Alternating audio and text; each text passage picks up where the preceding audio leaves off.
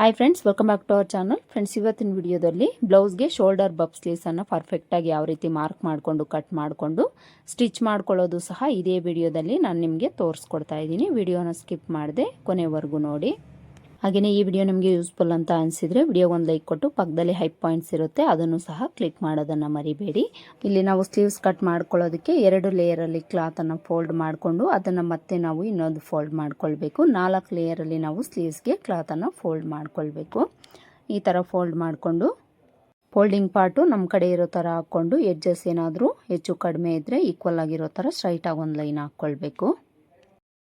ಈ ಥರ ಲೈನ್ ಹಾಕ್ಕೊಂಡು ಈಗ ನಾವು ಸ್ಲೀವ್ ಲೆಂತನ್ನು ಮಾರ್ಕ್ ಮಾಡ್ಕೊಳ್ಬೇಕು. ಇಲ್ಲಿ ನಾನು ತಗೊಳ್ತಾ ಇರೋ ಸ್ಲೀವ್ ಲೆಂತ್ ಬಂದು ರೆಡಿ 10.5 ಇಂಚು.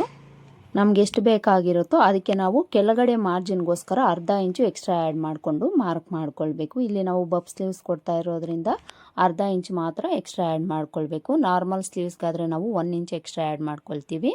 ಬಬ್ ಸ್ಲೀವ್ಸ್ಗೆ ಅರ್ಧ ಇಂಚು ಎಕ್ಸ್ಟ್ರಾ ಆ್ಯಡ್ ಮಾಡಿಕೊಂಡು ಮಾರ್ಕ್ ಮಾಡಿಕೊಂಡು ಇಲ್ಲೊಂದು ಲೈನ್ ಹಾಕ್ಕೊಳ್ಬೇಕು. ಈಗ ಇಲ್ಲಿ ನಾವು ಸ್ಲೀವ್ ಲೂಸನ್ನು ಮಾರ್ಕ್ ಮಾಡ್ಕೊಳ್ಬೇಕು. ಇಲ್ಲಿ ನಾನು ತಗೊಳ್ತಾ ಇರೋ ಸ್ಲೀವ್ ಲೂಸ್ ಬಂದು 6 ಇಂಚು. 6 ಇಂಚ್ಗೆ ಮಾರ್ಕ್ ಮಾಡಿಕೊಂಡು ಅಲ್ಲಿಂದ ಮಾರ್ಜಿನ್ಗೆ 1.5 ಇಲ್ಲ 2 ಇಂಚ್ ಎಕ್ಸ್ಟ್ರಾ ತೊಗೊಂಡು ಮಾರ್ಕ್ ಮಾಡ್ಕೊಳ್ಬೇಕು. ನಿಮಗೆ ಎಷ್ಟು ಬೇಕಾಗಿರುತ್ತೋ ನೋಡಿಕೊಂಡು ನೀವು ಮಾರ್ಕ್ ಮಾಡ್ಕೊಳ್ಳಿ. ಈಗ ನಾವು ಆರ್ಮೋಲ್ ಡೌನಿಂಗ್ ಮಾರ್ಕ್ ಮಾಡ್ಕೊಳ್ಬೇಕು. ಆರ್ಮೋಲ್ ಡೌನಿಂಗನ್ನು ನಾವು ಚೆಸ್ಟ್ ಲೂಸ್ ಬೇಸ್ ಮೇಲೆ ತಗೊಳ್ತೀವಿ. ಚೆಸ್ಟ್ ಲೂಸಲ್ಲಿ 10ನೇ ಭಾಗನ ತೊಗೊಂಡು ಅದರಲ್ಲಿ ಅರ್ಧ ಇಂಚು ಕಡಿಮೆ ತೊಗೊಂಡು ಇಲ್ಲಿ ಮಾರ್ಕ್ ಮಾಡಿಕೊಂಡು ಇಲ್ಲೊಂದು ಲೈನ್ ಹಾಕ್ಕೊಳ್ಬೇಕು. ಈಗ ಈ ಲೈನ್ ಹತ್ರ ನಾವು ಆರ್ಮೋಲ್ ಲೂಸನ್ನು ಮಾರ್ಕ್ ಮಾಡ್ಕೊಳ್ಬೇಕು. ಇಲ್ಲಿ ನಾನು ತೊಗೊಂಡಿರೋ ಆರ್ಮೋಲ್ ಲೂಸ್ ಬಂದು 8.5 ಇಂಚು. ಅದರಲ್ಲಿ 1 ಇಂಚ್ ಕಡಿಮೆ ತೊಗೊಂಡು 7.5 ಇಂಚ್ಗೆ ಮಾರ್ಕ್ ಮಾಡ್ಕೊಂಡಿದ್ದೀನಿ. ಅಲ್ಲಿಂದ ನಾವು ಮಾರ್ಜಿನ್ಗೆ ಎಕ್ಸ್ಟ್ರಾ ತೊಗೊಂಡು ಮಾರ್ಕ್ ಮಾಡ್ಕೊಳ್ಬೇಕು. ಇಲ್ಲಿ ನನಗೆ ಫ್ಯಾಬ್ರಿಕ್ ಕಡಿಮೆ ಇದೆ, ಪೀಸನ್ನು ಜಾಯಿಂಟ್ ಮಾಡ್ಕೊಳ್ತೀನಿ. ಈಗ ಆರ್ಮೋಲ್ ಲೂಸಿಂದ ಸ್ಲೀವ್ ಲೂಸ್ಗೆ ಜಾಯಿಂಟ್ ಮಾಡಿಕೊಂಡು ಈ ಥರ ಒಂದು ಲೈನನ್ನು ಹಾಕ್ಕೊಂಡು ಇಲ್ಲಿ ನಾವು 1/4 ಇಂಚು ಒಳಗಡೆ ತೊಗೊಂಡು ಮಾರ್ಕ್ ಮಾಡ್ಕೊಳ್ಬೇಕು. ಇದು ಎಲ್ಬೋ ಲೆಂತ್ ಸ್ಲೀವ್ಸ್ ಆಗಿರೋದ್ರಿಂದ ಈ ಥರ 1/4 ಇಂಚು ಒಳಗಡೆ ತೊಗೊಂಡು ನಾವು ಮಾರ್ಕ್ ಮಾಡ್ಕೊಳ್ಬೇಕು.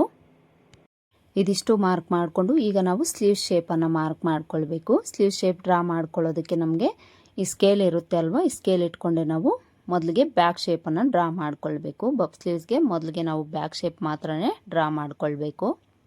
ಈಗ ಬಬ್ಗೋಸ್ಕರ ನಾವು ಇಲ್ಲಿಂದ ಮೇಲಕ್ಕೆ 2 ಇಲ್ಲ 2.5 ಇಂಚ್ ಲೆಂತ್ಗೆ ಮಾರ್ಕ್ ಮಾಡ್ಕೊಳ್ಬೇಕು. ಮೀಡಿಯಮ್ ನಿಮಗೆ ಬಫ್ ಬೇಕು ಅಂದರೆ 2-2.5 ಇಂಚು ತಗೊಳ್ಳಿ. ತುಂಬ ಜಾಸ್ತಿ ಬೇಕು ಅಂದರೆ 3-3.5 ಇಂಚ್ವರೆಗೂ ತಗೊಳ್ಬೋದು. ನಾನಿಲ್ಲಿ 2.5 ಇಂಚ್ ತಗೊಂಡಿದ್ದೀನಿ. ಈಗ ಇಲ್ಲೇನು ಬಿಡ್ತಿರುತ್ತೆ ಅದೇ ಬಿಡ್ತನ್ನು ಇಲ್ಲಿ ಡ್ರಾ ಮಾಡಿಕೊಂಡು ಇಲ್ಲೊಂದು ಬಾಕ್ಸನ್ನು ಡ್ರಾ ಮಾಡ್ಕೊಳ್ಳಿ. ಈ ಥರ ಬಾಕ್ಸ್ ಡ್ರಾ ಮಾಡಿಕೊಂಡು ಇಲ್ಲಿಂದ ಈ ರೀತಿ ಶೇಪನ್ನು ಕೊಟ್ಟು ನಾವೇನು ಸ್ಲೀವ್ ಶೇಪನ್ನು ಡ್ರಾ ಮಾಡ್ಕೊಂಡಿದ್ದೀವೋ ಅದಕ್ಕೆ ಜಾಯಿಂಟ್ ಆಗೋ ಥರ ಒಂದು ಶೇಪನ್ನು ನಾವು ಡ್ರಾ ಮಾಡ್ಕೊಳ್ಬೇಕು. ಈಗ ಇಲ್ಲಿ ನಾವು ಫ್ರಂಟ್ ಶೇಪ್ ಡ್ರಾ ಮಾಡ್ಕೊಳ್ಬೇಕು. ಫ್ರಂಟ್ಗೆ ಈ ಲೈನ್ ಹತ್ರಿಂದ ಒಂದು 1/2 ಇಂಚಷ್ಟು ಮೇಲಕ್ಕೆ ಮಾರ್ಕ್ ಮಾಡಿಕೊಂಡು ಒಂದು ಅರ್ಧ ಇಂಚು ಒಳಗಡೆ ತೊಗೊಂಡು ಈ ರೀತಿ ಫ್ರಂಟ್ ಶೇಪನ್ನು ಮಾರ್ಕ್ ಮಾಡ್ಕೊಳ್ಬೇಕು. ಬಫ್ಗೋಸ್ಕರ ಮಾರ್ಕ್ ಮಾಡ್ಕೊಂಡು ಆದಮೇಲೆ ನಾವು ಫ್ರಂಟ್ ಶೇಪನ್ನು ಮಾರ್ಕ್ ಮಾಡ್ಕೊಳ್ಬೇಕು. ನೋಡಿ, ಇದಿಷ್ಟೇ ನಾವು ಬಫ್ ಸ್ಲೀವ್ಸ್ಗೆ ಮಾರ್ಕ್ ಮಾಡ್ಕೊಳ್ಳೋದು. ತುಂಬಾ ಈಸಿಯಾಗಿರುತ್ತೆ. ಈಗ ಇದನ್ನು ಕಟ್ ಮಾಡ್ಕೊಳ್ಬೇಕು. ಯಾವ ರೀತಿ ನಾವು ಮಾರ್ಕ್ ಮಾಡ್ಕೊಂಡಿರ್ತೀವೋ ಅದೇ ಥರ ಇಲ್ಲಿ ಕಟ್ ಮಾಡ್ಕೊಳ್ಬೇಕು. ಮೊದಲಿಗೆ ಇಲ್ಲಿ ಎಕ್ಸ್ಟ್ರಾ ಇರೋ ಕ್ಲಾತನ್ನು ನಾವು ಕಟ್ ಮಾಡಿ ತೆಗೆದು ಇಲ್ಲಿ ನಾವು ಮೊದಲಿಗೆ ಬ್ಯಾಕ್ ಶೇಪನ್ನು ಕಟ್ ಮಾಡಿಕೊಂಡು ಆಮೇಲೆ ಫ್ರಂಟ್ ಶೇಪನ್ನು ಕಟ್ ಮಾಡ್ಕೊಳ್ಬೇಕು. ಈ ಥರ ಕಟ್ ಮಾಡಿಕೊಂಡು ಮಧ್ಯದಲ್ಲಿ ಒಂದು ನಾಚ್ ಹಾಕ್ಕೊಳ್ಳಿ. ಹಾಗೆಯೇ ಆರ್ಮೋಲ್ ಲೂಸ್ ಹತ್ರ ಒಂದು ನಾಚ್ ಹಾಕ್ಕೊಂಡು ಬಫ್ಗೋಸ್ಕರ ಎಲ್ಲಿಗೆ ಮಾರ್ಕ್ ಮಾಡ್ಕೊಂಡಿರ್ತೀವೋ ಅಲ್ಲಿಗೂ ಸಹ ಒಂದು ನಾಚ್ ಹಾಕ್ಕೊಳ್ಬೇಕು. ಈಗ ಇದನ್ನು 2 ಲೇಯರಲ್ಲಿ ಈ ಥರ ಓಪನ್ ಮಾಡಿಕೊಂಡು ಫ್ರಂಟ್ ಶೇಪನ್ನು ಕಟ್ ಮಾಡ್ಕೊಳ್ಬೇಕು. ಈ ಥರ ಕಟ್ ಮಾಡಿಕೊಂಡು ಇಲ್ಲೂ ಸಹ ಒಂದು ನಾಚ್ ಹಾಕ್ಕೊಳ್ಳಿ. ಇದು ಫ್ರಂಟ್ ಪಾರ್ಟ್ ಕಡೆಗೆ ಅಂತ ನಮಗೆ ಈಸಿಯಾಗಿ ಗೊತ್ತಾಗುತ್ತೆ. ಇಲ್ಲಿ ನಾವು ಲೈನಿಂಗನ್ನು ಕಟ್ ಮಾಡ್ಕೊಂಡಾಯಿತು ಸ್ಲೀವ್ಸ್ಗೆ. ಈಗ ಮೈನ್ ಫ್ಯಾಬ್ರಿಕನ್ನು ಕಟ್ ಮಾಡ್ಕೊಳ್ಬೇಕು. ಮೈನ್ ಫ್ಯಾಬ್ರಿಕನ್ನು ತಗೊಂಡು ಅದನ್ನು ಸಹ ನಾವು 4 ಲೇಯರಲ್ಲಿ ಫೋಲ್ಡ್ ಮಾಡ್ಕೊಳ್ಬೇಕು.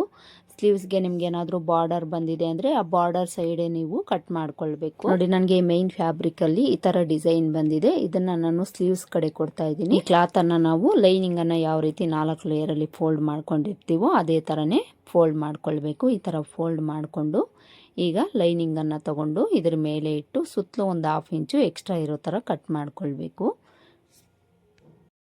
ಇಲ್ಲಿ ನಾನು ಡಿಸೈನ್ಗಿಂತ ಒಂದು 1/2 ಇಂಚು ಎಕ್ಸ್ಟ್ರಾ ಬಿಟ್ಟು ಎಕ್ಸ್ಟ್ರಾ ಇರೋದನ್ನು ಕಟ್ ಮಾಡಿದ್ದೀನಿ. ಇಲ್ಲಿ ಎಷ್ಟಿದೆ ಅಷ್ಟು ಇಟ್ಕೊಳ್ತಾ ಇದ್ದೀನಿ. ಇಲ್ಲಿ ನಾವು ಲೈನಿಂಗಿಗೆ ಪೀಸ್ ಜಾಯಿಂಟ್ ಮಾಡಬೇಕು ಅಲ್ವಾ, ಅದಕ್ಕೋಸ್ಕರ ಮೈನ್ ಫ್ಯಾಬ್ರಿಕ್ಕು ಎಷ್ಟಿರುತ್ತೋ ಅಷ್ಟು ತಗೊಳ್ಬೇಕು.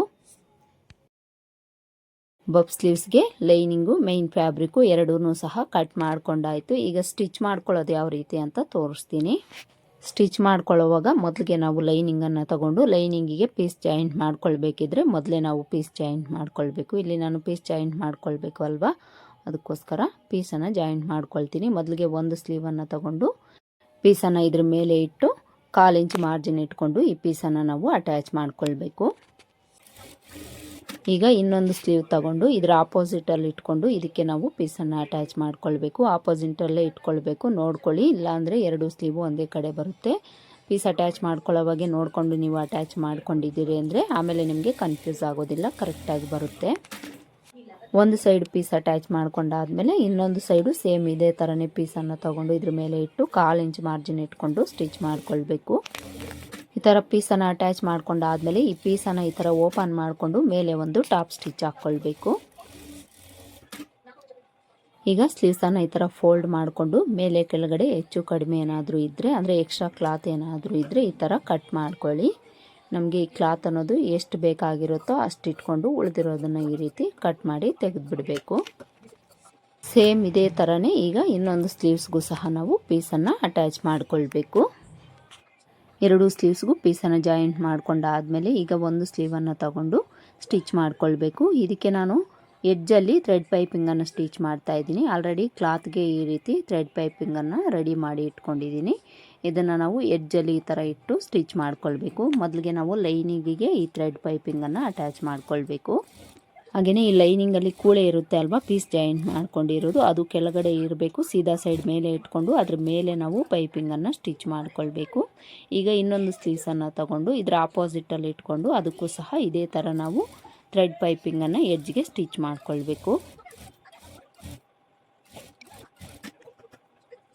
ಈ ಥರ ಥ್ರೆಡ್ ಪೈಪಿಂಗನ್ನು ಸ್ಟಿಚ್ ಮಾಡಿಕೊಂಡು ಈಗ ಮೇನ್ ಫ್ಯಾಬ್ರಿಕನ್ನು ತೊಗೊಳ್ಬೇಕು. ಮೇನ್ ಫ್ಯಾಬ್ರಿಕನ್ನು ತೊಗೊಂಡು ಉಲ್ಟಾ ಸೀದಾನ ಚೆಕ್ ಮಾಡಿಕೊಂಡು ಸೀದಾ ಸೈಡ್ ಮೇಲೆ ಬರೋ ಥರ ಇಟ್ಕೊಳ್ಬೇಕು.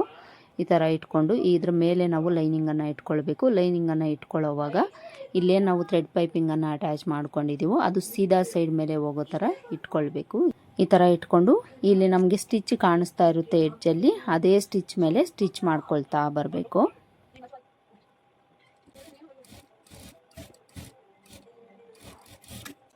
ಸ್ಟಿಚ್ ಮಾಡಿಕೊಂಡು ಇಲ್ಲೇನಾದರೂ ಎಕ್ಸ್ಟ್ರಾ ಕ್ಲಾತ್ ಇದ್ದರೆ ಈ ರೀತಿ ಕಟ್ ಮಾಡ್ಕೊಳ್ಳಿ.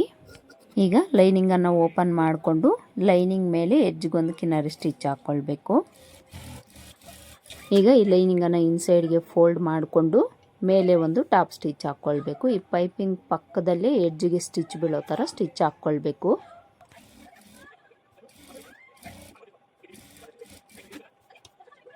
ಈ ಥರ ಸ್ಟಿಚ್ ಹಾಕ್ಕೊಂಡು ಉಲ್ಟಾ ಸೈಡ್ಗೆ ತಿರುಗಿಸ್ಕೊಂಡು ಲೈನಿಂಗು ಮೇನ್ ಫ್ಯಾಬ್ರಿಕನ್ನು ಅಟ್ಯಾಚ್ ಮಾಡಿಕೊಂಡು ಸುತ್ತಲೂ ಒಂದು ಸ್ಟಿಚ್ ಹಾಕ್ಕೊಂಡು ಎಕ್ಸ್ಟ್ರಾ ಕ್ಲಾತ್ ಇದ್ದರೆ ಕಟ್ ಮಾಡ್ಕೊಳ್ಬೇಕು.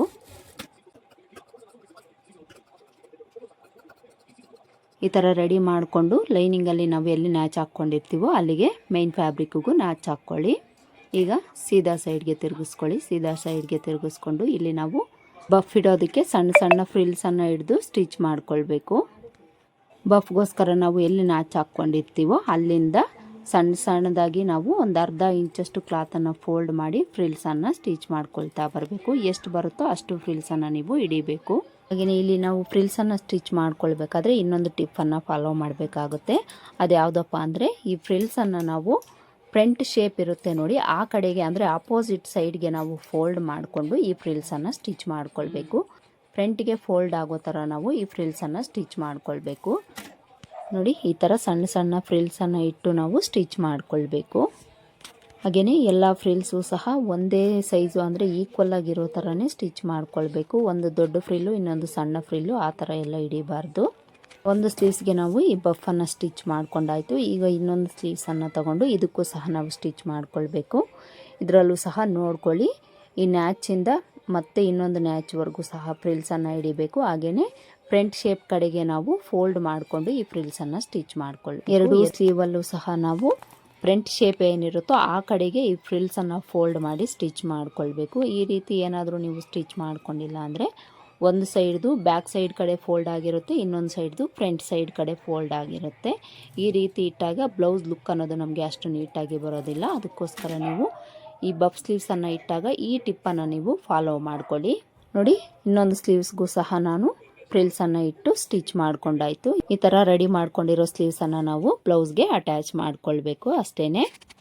ನೋಡಿದ್ರೆ ಅಲ್ವಾ ಇವತ್ತಿನ ವಿಡಿಯೋದಲ್ಲಿ ಬಫ್ ಸ್ಲೀವ್ಸ್ಗೆ ನಾವು ಯಾವ ರೀತಿ ಕಟ್ ಮಾಡಿಕೊಂಡು ಸ್ಟಿಚ್ ಮಾಡ್ಕೊಳ್ಬೇಕು ಅಂತ ಹೇಳ್ಕೊಟ್ಟಿದ್ದೀನಿ. ಐ ಹೋಪ್ ಈ ವಿಡಿಯೋ ನಿಮ್ಗೆ ಹೆಲ್ಪ್ ಆಗಿದೆ ಅಂತ ಅಂದ್ಕೊಳ್ತೀನಿ. ಮತ್ತೆ ಸಿಗೋಣ ಮತ್ತೊಂದು ವಿಡಿಯೋದಲ್ಲಿ. ಅಲ್ಲಿವರೆಗೂ ನಮಸ್ಕಾರ. Thanks for watching.